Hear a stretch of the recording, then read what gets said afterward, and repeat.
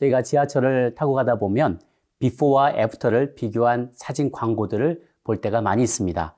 운동하기 전과 그 후, 혹은 메이크업 하기 전과 그 후의 모습을 보여주면서 자기 회사 제품을 홍보하는 거죠.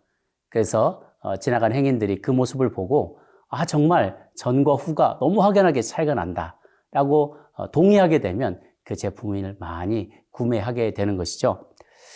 저는 우리가 믿는 하나님을 더 많은 사람들에게 전할 수 있는 가장 효과적인 방법이 무엇일까 생각을 해보았어요. 그런 걸 보니까 우리가 예수님을 믿기 전과 후, 비포와 애프터가 확실한 것이 가장 탁월한 홍보 전략이 되지 않을까 그런 생각이 들었습니다. 지금까지 이런 모습은 없었다. 과연 이 사람은 김 집사가 맞는가 아닌가? 사람들이 궁금해 여기면서 우리를 만날 때 정말 괄목상대할 만한 모습이다. 눈을 씻고 상대를 다시 봐야 할 만큼 변화된 모습이다 인정한다면 그것만큼 주님의 이름을 높이고 또 그 덕을 선전할 수 있는 홍보의 전략은 없으리라 생각합니다. 오늘 본문에서 바울은 디도서를 통해서 우리가 어떻게 변화된 신분에 걸맞게 살아가야 할지를 권면하고 있습니다.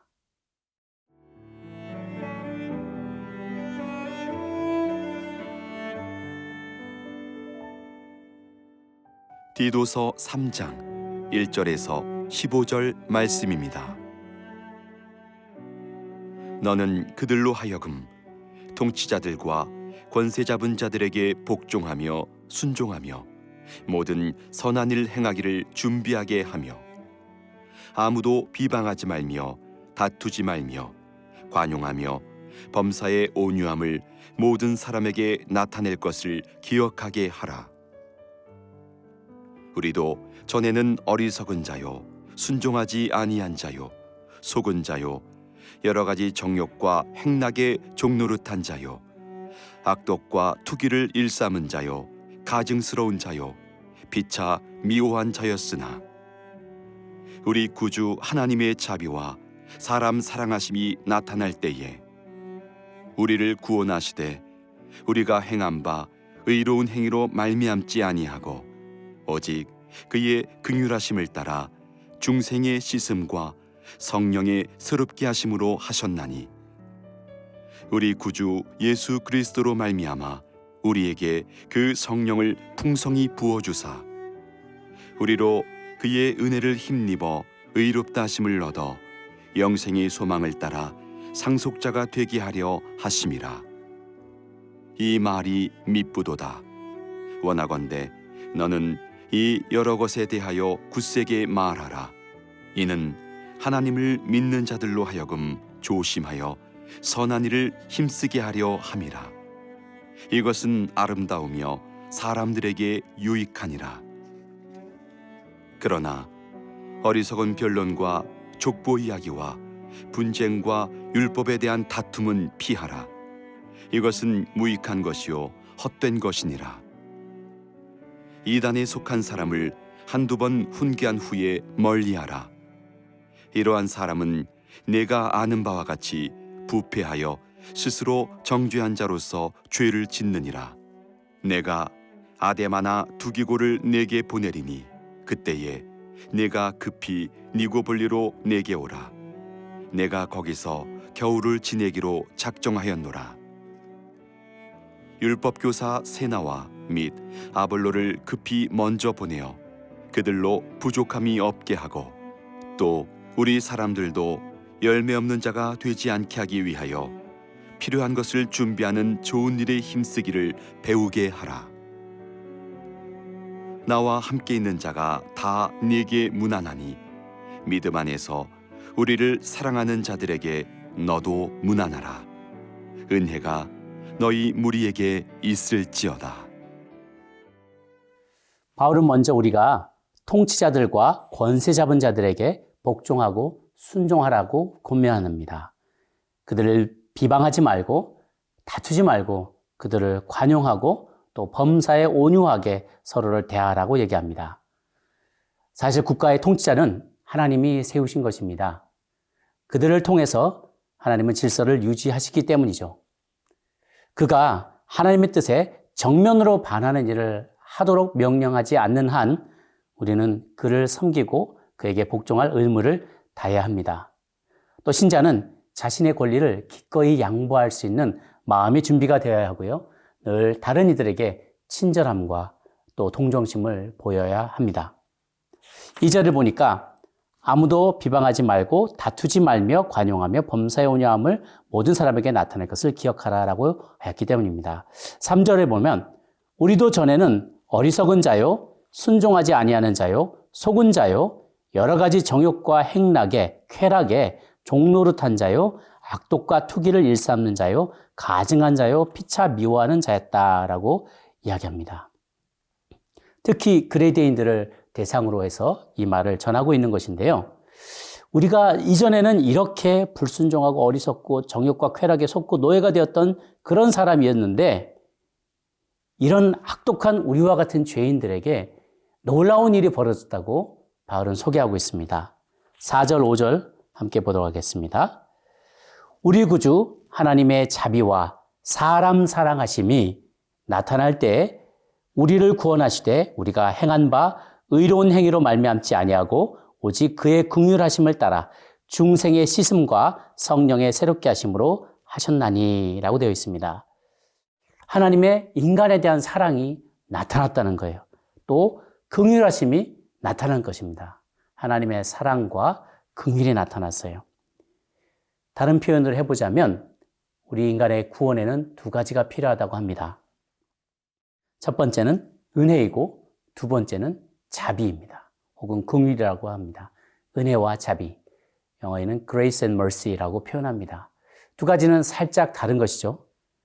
은혜는 받을 자격이 없는 사람이 무언가를 받게 되는 거예요. 하나님의 사랑, 하나님의 돌보심, 공급하심, 이게 다 하나님의 은혜의 덕분으로 우리에게 주어지는 것이죠. 자비는 무엇이냐면 마땅히 받아야 될 것을 면제해 주는 거예요. 마땅히 받아야 될 것을 받지 않아도 되도록 우리를 도와주시는 거죠. 우리에게 기회를 더 주시는 거예요. 마땅히 받아야 될 것을 받지 않도록 베푸신 자비. 그 자비의 자비의 내용은 무엇인가? 정의와 심판입니다.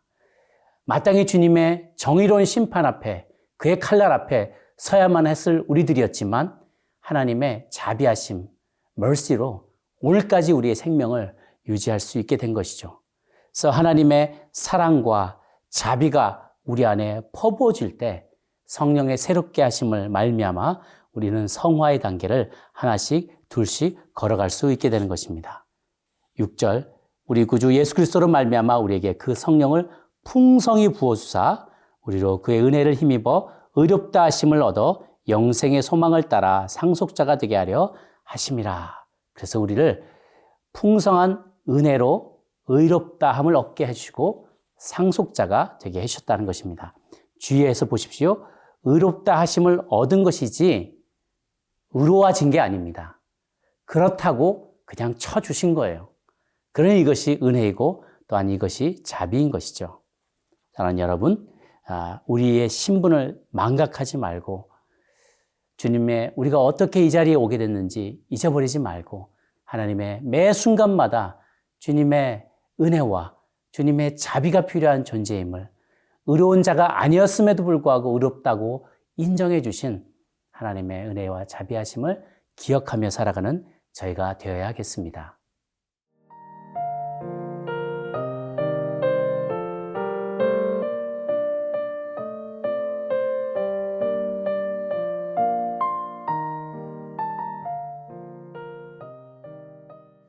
구절을 함께 보겠습니다.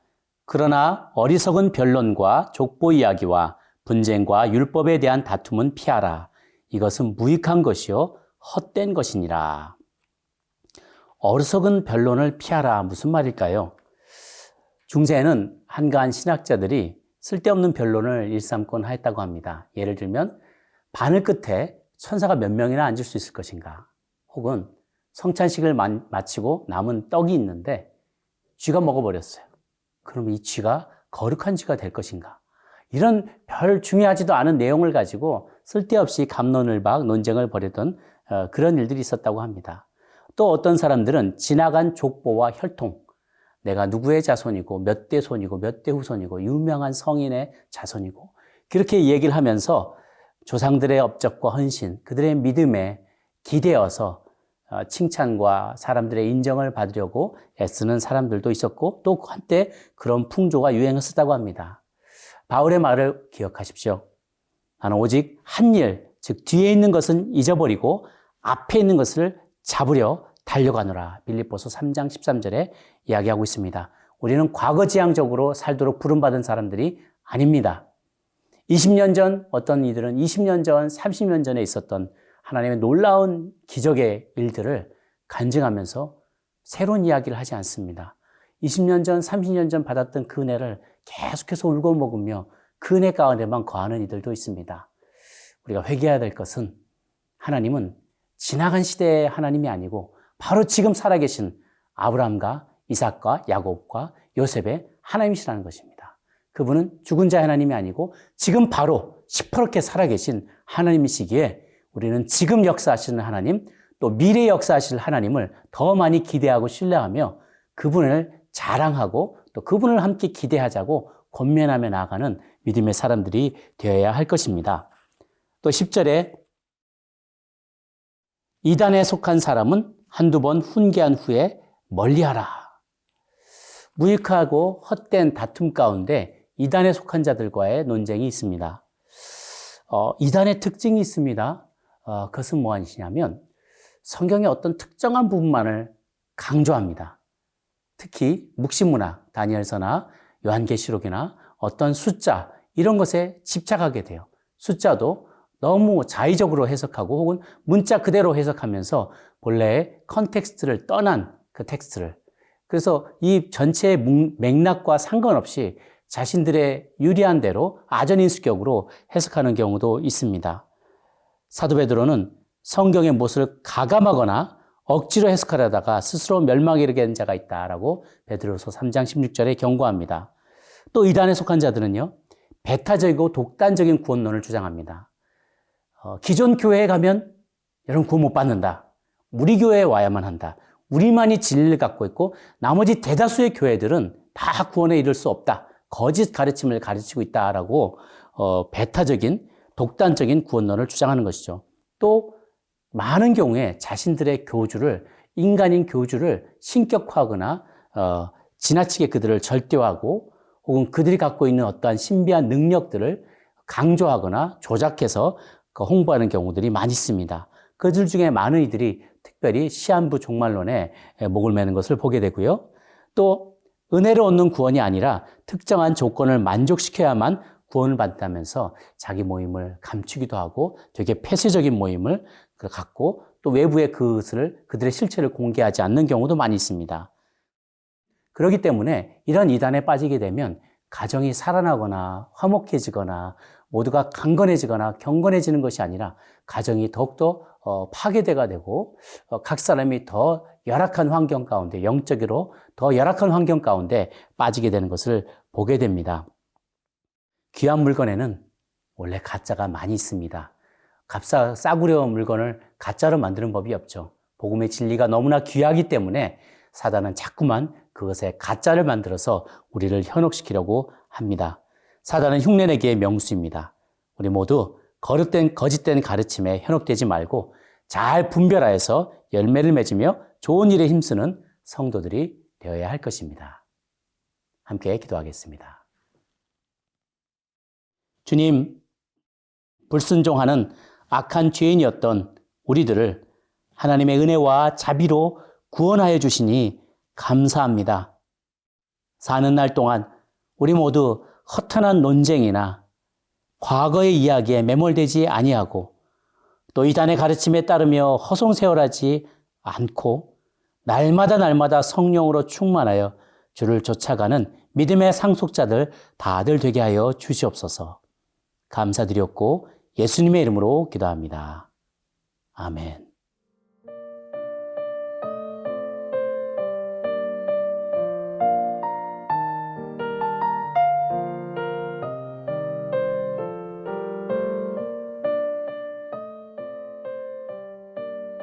이 프로그램은 시청자 여러분의 소중한 후원으로 제작됩니다.